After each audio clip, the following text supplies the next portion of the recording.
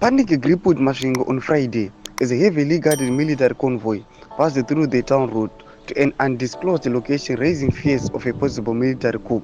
As per mushemu rezimbabwe nonzi idi Mnangagwa asina kugadzikana nokuda kwokusha kuti aiwa vanhu vanenge vakumurongera coup nokuda kuswanda mari kunyanya 40 million yezeki. Sambina munhu wasonywa wadzaita unoti subscribe or like or on the bell icon.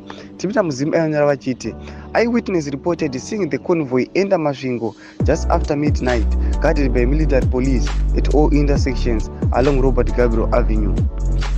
Sources within the military hinted that President Mnangagwa is on high alert, fearing potential civil unrest fueled by allegations of high-level corruption within the Zimbabwe Electoral Commission (ZEC) and other public institutions. The convoy was speculated to be headed towards a Zimbabwean military barracks, possibly carrying military assistance requested from Russia President Putin.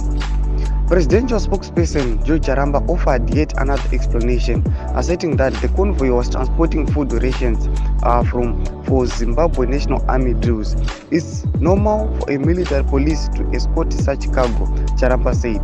If there were weapons, why would we let them pass through South Africa?